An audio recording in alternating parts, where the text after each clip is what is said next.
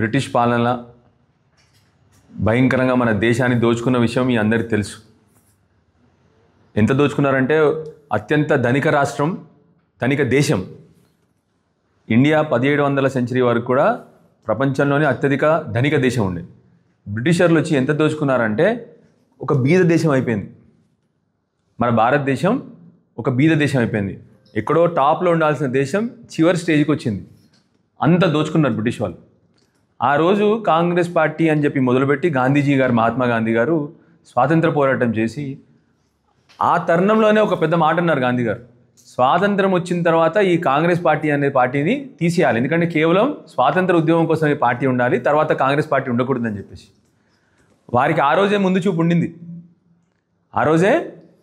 చూపు ఉండింది.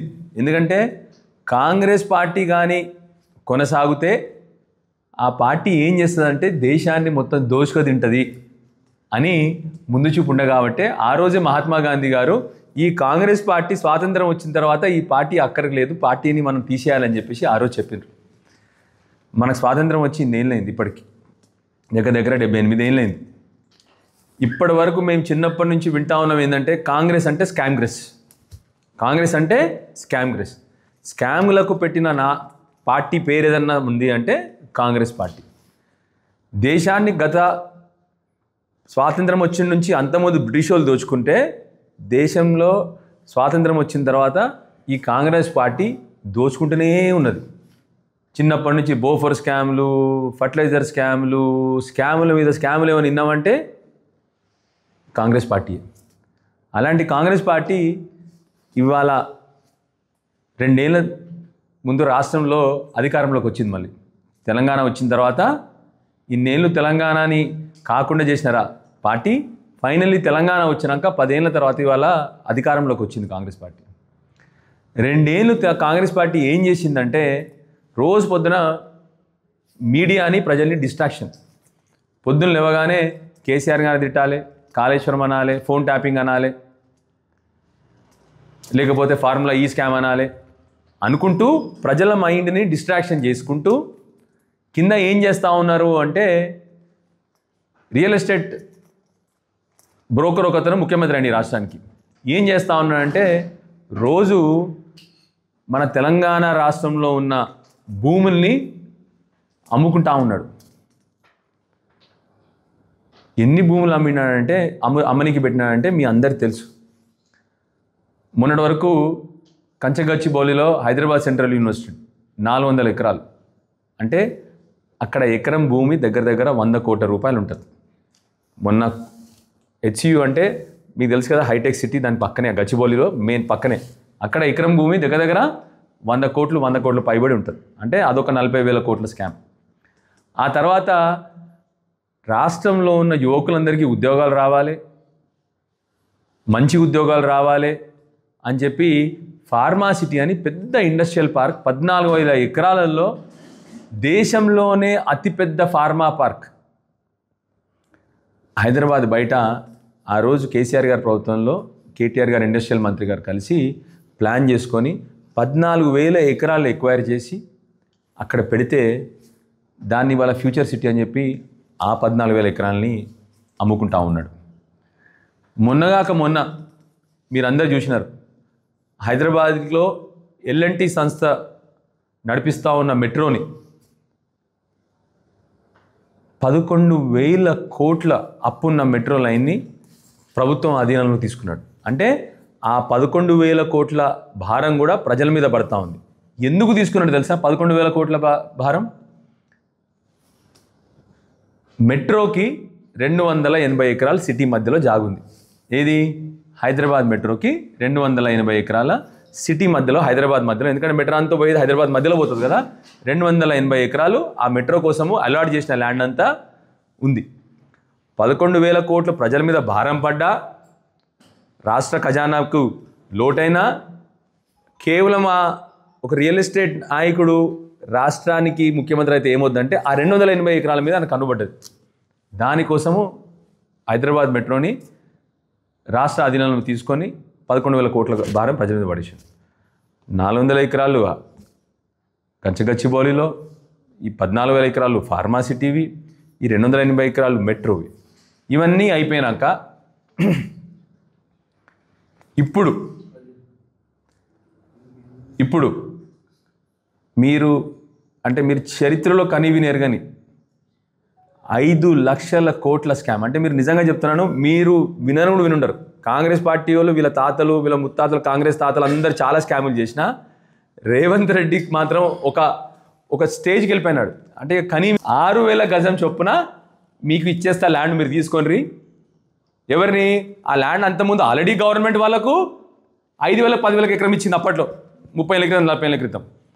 ఎందుకు ఇచ్చింది? అది కూడా ఇండస్ట్రీ పెట్టి యువకులకు ఉద్యోగాలు రావాలి, యువకులకు ఎంప్లాయ్మెంట్ జనరేట్ చేయాలి అన్న కాన్సెప్ట్తోని ఎక్కడైనా జనరల్లీ ఇండస్ట్రీస్కి రాయితీలు బట్టి ఇస్తారు.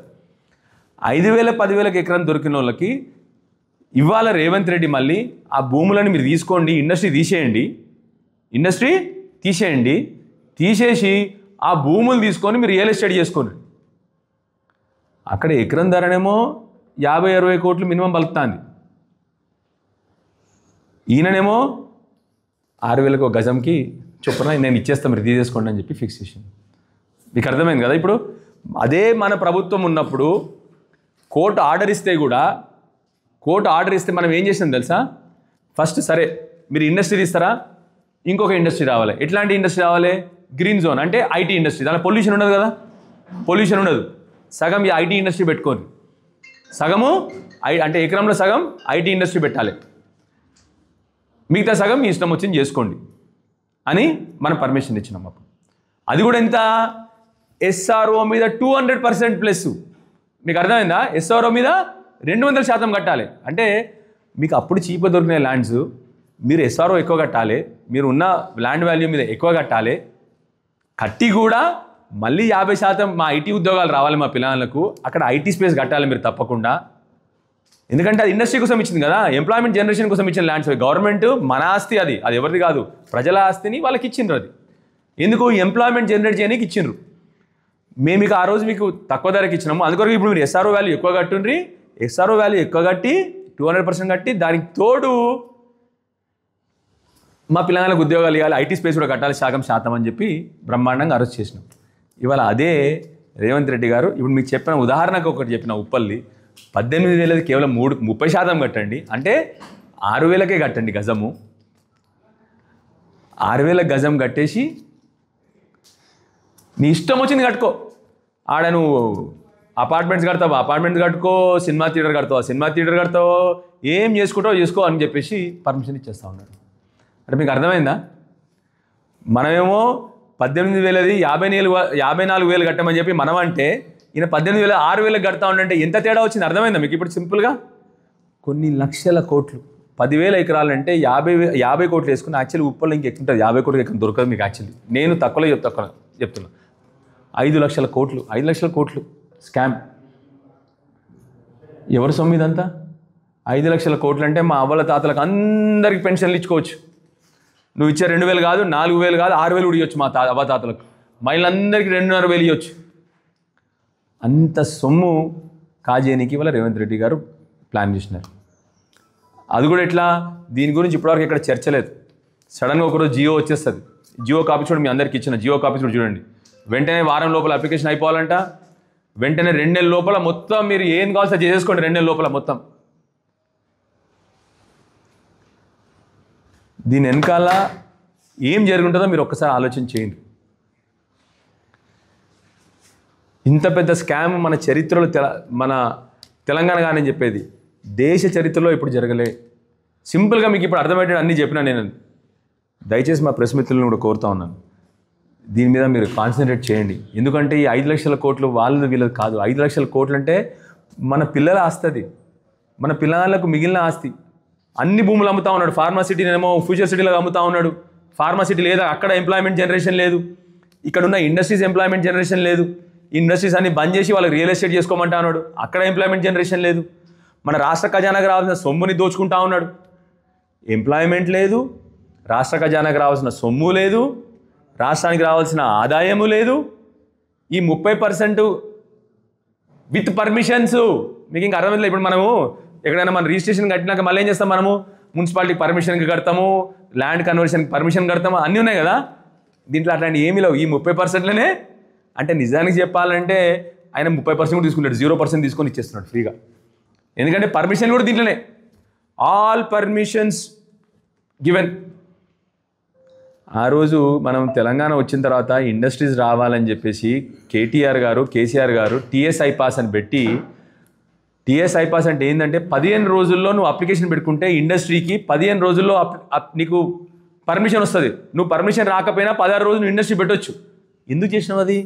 మనం పిల్లగాళ్ళకు ఉద్యోగాలు రావాలి, పిల్లగాళ్ళు మంచి స్థిరపడాలని చెప్పి చేస్తే ఈయన పిల్లగాళ్ళకు రావాల్సిన ఉద్యోగాల కోసం పెట్టిన ఇండస్ట్రీస్ అని అమ్ముకుంటూ తను జేబులో వేసుకుంటా ఉన్నాడు. రాష్ట్రం కాదు ఈ ఆదాయం. ఈ ఆదాయం ఎక్కడ పోతా ఉంది? ఇప్పుడు నువ్వు ఏమీ తీసుకోవట్లేదు, ట్యాక్స్ తీసుకుంటలేవు, రిజిస్ట్రేషన్ తీసుకోవట్లేదు, నువ్వు ఏడిపోతావు డబ్బులని మరి. దయచేసి ముఖ్యంగా మా యువకులందరికీ కూడా చేతులు జోడించి రిక్వెస్ట్ చేస్తూ ఉన్నాను, ఇది మీ ఆస్తి, మీరు ప్రశ్నించాలి. మీరు ప్రశ్నించకపోతే మీ ఆస్తి వేరోడు కొలగొట్టుకుంటానని చెప్పి మీరు దయచేసి అందరూ మా యువకులు అర్థం చేసుకోండి. ప్రశ్నించండి. మీ టైం వచ్చింది. ఎంతో కష్టపడి ఎందరో మంది ఆత్మ బలిదానాల మీద తెచ్చుకున్న తెలంగాణ మనది. ఇవాళ మీ టైం వచ్చింది ప్రశ్నించేది. వచ్చిన తెలంగాణని కాపాడుకునే బాధ్యత మా యువకులది. దయచేసి ప్రశ్నించదని చెప్పి యువకులు. చరిత్ర సృష్టించినోడు ఇప్పుడు ఆ చరిత్రని తిరగరాయబోతున్నాడు. అబద్ధాల గోడల్ని బద్దలు కొట్టి నిజాలను రాగా మీ ముందుంచబోతున్నాడు. నిజమైన వార్తల కోసం వెంటనే డౌన్లోడ్ చేసుకోండి రా యాప్ని.